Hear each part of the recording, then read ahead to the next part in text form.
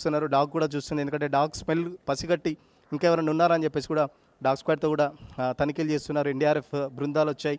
So ఇటు డిఆర్ఎఫ్తో పాటు NDRF బృందాలు కూడా గత కొన్ని గంటలుగా వాళ్ళ రెస్క్యూ ఆపరేషన్ అయితే కంటిన్యూ అవుతుంది. మన పక్కన ఫైర్ డిపార్ట్మెంట్కి సంబంధించి కూడా ఎక్కడికక్కడ వాళ్ళు ఇప్పటికే ఫైర్ డిపార్ట్మెంట్ కూడా రెండు మృతదేహాలను కూడా వాళ్ళు వెలికితీయడం జరిగింది. సో ఖచ్చితంగా ఈ ఈ ఈ ఎమ్మెల్యే చెప్పేది ఏంటంటే, నా నియోజకవర్గంలో ఇలాంటి ప్రదేశాలు అంటే ఇక్కడ ఫస్ట్ ఇక్కడ అంజయ్యనగర్లో జరిగింది ఇన్సిడెంట్, ఇటు అంజయ్యనగర్ కానీ సిద్దిక్ నగర్ కానీ ఇలా చాలా చోట్ల ఇలాంటి పరిస్థితే ఉందని స్థానిక ఎమ్మెల్యేనే చెప్తున్నారు. సో చిన్న చిన్న కమర్షియల్ ప్లేస్లో చాలా 40-50 గజాలు 50 గజాలు లేకపోతే 100 గజాల లోపు ఇట్లా కమర్షియల్గా కట్టడం. వాళ్ళు హాస్టల్స్ ఏంటంటే మాదాపూర్లో ఇక్కడ ఐటీ సెక్టార్ ఉంటుంది, లేకపోతే చదువుకునే వాళ్ళు చిన్న చిన్న జాబులు చేసుకునే వాళ్ళు ఇక్కడే చాలా వరకు హాస్టల్స్లో ఉంటూ నెలకు 5,000 6,000 ఇట్లా చెల్లించుకుంటూ హాస్టల్లో జీవనం సాగిస్తుంటారు. సో చాలా కమర్షియల్ ల్యాండ్, చాలా డిమాండ్ ఉంటుంది. మాదాపూర్లో లక్షలు సంపాదించుతున్నారు చూస్తున్నారు. ఇప్పుడు నేనున్న ఈ బిల్డింగ్ సంబంధించి కూడా హాస్టల్ అని గమనించాను. పైకి కంప్లీట్ ఈ ఏరియా మొత్తం కరెంట్ ఆఫ్ చేశారు. 5 ఫ్లోర్లు మేము మెట్లెక్కి వచ్చాం. మెట్లు చూస్తే కనీసం 2 ఫీట్లు కూడా లేవు. నిజంగా ఇప్పుడు ఏదైనా ఫైర్ యాక్సిడెంట్ అయితే మాత్రం ఖచ్చితంగా ఈ బిల్డింగ్లో ఉన్న వాళ్ళు దిగిపోవడానికి కూడా లేదు. నిజంగా అంత కంజెస్టెడ్గా ఉంది ప్లేసు.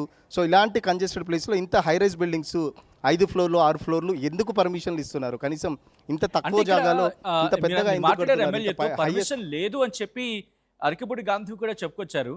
సో పర్మిషన్ లేని సందర్భంలో అధికారులు ఎవరు వాళ్ళకి నోటీసులు లేదా, లేకపోతే అధికారుల కళ్ళు కప్పి వాటిని నిర్మించుకునే ప్రయత్నం చేస్తారు? అక్కడ స్థానికులు ఏమంటూ ఉన్నారు, ఆ పక్కన అపార్ట్మెంట్ వాసులు ఏమంటూ ఉన్నారు? సో ఈ అపార్ట్మెంట్కి సంబంధించి ఏదైతే ఇప్పుడు మనం విజువల్స్లో చూస్తున్నాం, జయదర్శిని అపార్ట్మెంట్కి సంబంధించి దాంట్లో సూపర్వైజర్ కూడా మనతో మాట్లాడారు.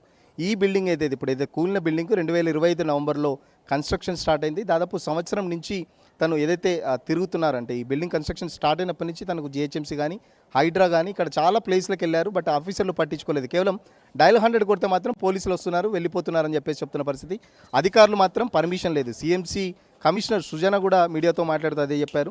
అసలు ఎట్టి పరిస్థితుల్లో దీనికి పర్మిషన్ లేదు అని చెప్తే మనమే అడిగాం. ఆ పర్మిషన్ లేనప్పుడు 7 ఫ్లోర్లు కట్టేంత వరకు మీరు ఆఫీసర్లు ఎక్కడ పోయారని అడిగితే దానికి సంబంధించిన సమాధానం కూడా చెప్పని పరిస్థితి. మేము ఆల్రెడీ నోటీసులు ఇచ్చాం. నోటీసులు ఇచ్చి మళ్ళీ వాడు రీకన్స్ట్రక్షన్ అంటే నిన్ననే స్టార్ట్ చేశారు, నిన్న మేము వచ్చేలోపే ఇన్సిడెంట్ జరిగిందని చెప్పేసి కమిషనర్ చెప్తున్న పరిస్థితి. నిజంగా ఎంత దారుణంగా ఉందంటే ఆ పక్కన సూపర్వైజర్ చెప్పేది కూడా ఖచ్చితంగా డబ్బులు తీసుకొని ఆఫీసర్లు పనిచేస్తున్నారనే దానికి ఇది ఒక నిదర్శనం అని చెప్పేసి చెప్తున్న పరిస్థితి. అందరు ఆఫీసర్లు అట్లా లేరు, కానీ మెజారిటీ ఆఫీసులు గ్రౌండ్ లెవెల్కి వచ్చి పర్మిషన్ దానికి సంబంధించి చూడట్లేదు. చాలా వరకు ఆఫీసులలోనే ఈ తతంగం అంతా నడిచిపోతుంది. గ్రౌండ్ లెవెల్కి వచ్చి వాళ్ళు ఎన్ని గజాల్లో కడుతున్నారు, దానికి సెట్ బ్యాక్స్ ఏంటి, దానికి ఎంట్రీ ఏంటి, ఎగ్జిట్ ఏంటి, ఇవన్నీ ఫైర్కి సంబంధించిన నామ్స్ ఏమైనా గైడ్లైన్స్ ఫాలో చేస్తున్నారు. ఇలాంటివి ఏవి పట్టించుకోకుండా కేవలం డబ్బులు తీసుకొని ఆఫీసర్లు ఇష్టారాజ్యంగా పర్మిషన్లు ఇస్తున్నారు. సో అలాంటి పర్మిషన్ల మూలంగానే ఈ ఇన్సిడెంట్ అయితే జరిగిందని చెప్పొచ్చు. నిజానికి ఈ బిల్డింగ్ కూలిపోయింది, కానీ ఒకవేళ నిజంగా ఫైర్ యాక్సిడెంట్ అయితే మాత్రం ఇంకా చాలా దారుణంగా ఉంటుంది. ఎందుకంటే అంత కంజెస్టెడ్గా ఉంది ప్లేస్, స్టెప్స్ కానీ ఇప్పుడు నేనున్న బిల్డింగ్ కూడా చాలా కంజెస్టెడ్గా ఉంది. సో అర్థం చేసుకోవచ్చు ఒకవేళ జరగరాంది ఏమైనా జరిగితే మాత్రం నిజంగా పెద్ద ఇబ్బంది. అంటే ఎన్ని అపార్ట్మెంట్స్ కి అక్కడ డ్యామేజ్ జరిగింది, పార్షియల్ డ్యామేజ్ ఎన్ని ఫ్లాట్లకు ఉంది, లేకపోతే ఎన్ని అపార్ట్మెంట్లకు ఉంది, అండ్ అక్కడ డ్యామేజ్ అయిన ప్లాట్లో ఉంటున్న వాళ్ళ ఫ్లాట్స్లో ఉంటున్న వాళ్ళు కావచ్చు, లేకపోతే అక్కడ అపార్ట్మెంట్ వాసులు కావచ్చు, వాళ్ళు అక్కడి నుంచి ఖాళీ చేయడం జరిగిందా? అధికారులు ఎటువంటి చర్యలు తీసుకుంటున్నారు అక్కడ అంటే ప్రాణ నష్టం జరగకుండా? సో ప్రస్తుతం ఇప్పుడు మనం చూస్తున్న విజువల్స్లో ఏదైతే జయదర్శిని అపార్ట్మెంట్ ఉందో దాంట్లో మొత్తం బ్లాక్ సి మొత్తం 5 ఫ్లోర్లు అయితే మొత్తం డ్యామేజ్ అయిపోయింది. చూడొచ్చు మనం వాష్రూమ్స్ కానీ బెడ్రూమ్స్ కానీ మొత్తం విండోస్ కూడా మొత్తం గ్లాసులన్నీ పగిలిపోయిన పరిస్థితి. ఎంత పెద్ద ఎత్తున డెబ్రిస్ అనేది పడడంతో 2 గాయాలు కూడా అయింది. సో ఖచ్చితంగా వీళ్ళందరినీ ఖాళీ చేయించారు. సో ఇప్పటికే పవర్ కూడా లేదు. సో అందరినీ కట్టుబట్టలతో వాళ్ళు వెళ్ళిపోమని చెప్పారు. ఎందుకంటే ముఖ్యంగా పైన స్లాబ్ చూస్తుంటే దాన్ని క్లీన్ చేయడం కానీ దాన్ని తీయడం అనేది చాలా పెద్ద రిస్క్తో కూడిన పని. సో ఈ బిల్డింగ్ మొత్తం డైరెక్ట్ ఆ బిల్డింగ్ మీద పడిపోయింది, అమాంతం ఆ బిల్డింగ్ మీద పడిపోయింది. ఆ బిల్డింగ్ కూడా దాదాపుగా మొత్తం డ్యామేజ్ అయిపోయిన పరిస్థితి. చాలా వరకు ఆ బిల్డింగ్ కూడా ఆస్తి నష్టం అయితే జరిగింది. అదృష్టవశాత్తు దాంట్లో ఇద్దరికి గాయాలైన తప్ప ఇక పెద్ద ఎత్తున ప్రాణ నష్టం అయితే అక్కడ జరగని పరిస్థితి. సో ఆ బిల్డింగ్తో పాటు ఇటు పక్కన మనకు లెఫ్ట్ సైడ్ బిల్డింగ్ కూడా ఈ స్టెప్స్ ఉన్న మొత్తం బిల్డింగ్ కూడా కంప్లీట్ డ్యామేజ్ అయిన పరిస్థితి. సో ఆ కింద ఫిల్లర్ చూస్తుంటే కూడా మొత్తం క్రాక్ వచ్చింది. సో ఆ బిల్డింగ్ని కూడా ఖాళీ చేశారు. ఎట్టి పరిస్థితుల్లో మళ్ళీ ఇలాంటి సంఘటన జరగకుండా ఉండాలంటే ఖచ్చితంగా అధికారులు కూడా చర్యలు తీసుకుంటున్నారు. సో బిల్డర్ ఇప్పటికైతే అందుబాటులో లేడు, ఫోన్ స్విచ్ ఆఫ్ ఉంది. తను అరెస్ట్ చేస్తామని చెప్పేసి అధికారులు చెప్తున్నప్పటికీ తను పరారీలో ఉన్నట్టు తెలుస్తుంది. సో దానికి సంబంధించి ఆ ఇద్దరు ముగ్గురు దాంట్లో పార్ట్నర్స్ ఉన్నారు. సో ఆ ఇద్దరు ముగ్గురు సంబంధించి పార్ట్నర్స్ కూడా వెతికే ప్రయత్నం చేస్తున్నారు పోలీసులు. ఖచ్చితంగా త్వరలోనే అరెస్ట్ చేస్తాం, నిందితునికి కఠిన శిక్ష వేస్తామని చెప్పేసి ఎమ్మెల్యేతో పాటు అధికారులు చెప్తున్నప్పటికీ చూద్దాం. మరి ఈ బిల్డింగ్తో పాటు ఇప్పుడు హైడ్రా రంగనాథ్ కూడా మనం ప్రశ్నించడం జరిగింది. సో ఖచ్చితంగా ఇలాంటి అపార్ట్మెంట్లు కానీ మాదాపూర్లో చాలా వరకు ఈ కమర్షియల్ హాస్టల్ బిజినెస్లు లక్షలలో కోట్లలో జరుగుతుంది. సో దానికి సంబంధించి ఎలాంటి ఒక స్పెషల్ డ్రైవ్ కూడా చేస్తామని చెప్పేసి చెప్తున్నారు. సో ఖచ్చితంగా ఇటు మున్సిపల్ అధికారులకు కూడా హైడ్రా సహకరిస్తుంది. హైడ్రా పోలీసులు కూడా దీనికి సంబంధించి సెర్చింగ్ ఆపరేషన్లో కూడా పాల్గొంటారు రేపటి నుంచి ఇదే పని. సో డెబ్రీస్కి సంబంధించి ఇప్పుడు ఒక మిషన్ వచ్చింది, చిన్న మిషన్ వర్క్ కూడా నడుస్తుంది. సో ఈ డెబ్రీస్ అంతా క్లీన్ చేయడానికి, ఎందుకంటే ఈ ఎంట్రన్సే ఉంది. సో ఇప్పుడు ఈ బిల్డింగ్ కూలిన బ్యాక్ సైడ్ నుంచే ఎంట్రన్స్ ఉంది కాబట్టి పెద్ద పెద్ద వెహికల్స్ రావడానికి కానీ లారీలు రావడానికి అదే ఎంట్రన్స్ ఉంది కాబట్టి సో అదే ఎంట్రన్స్ యూజ్ చేసుకొని డెబ్రీస్ క్లీన్ చేసే ప్రయత్నం చేస్తున్నారు. సో ఇదంతా క్లీన్ చేయడానికి కూడా దాదాపు 2 రోజులు పడుతుందని చెప్పేసి చెప్తున్న పరిస్థితి. సో ఇంకా కింద ఎవరైనా ఉన్నారా లేరా అనేది కూడా క్లారిటీ లేదు. ఎందుకంటే స్థానికులు చెప్తున్న ప్రకారం ఏంటంటే రోజు పనులు నడుస్తున్నాయి.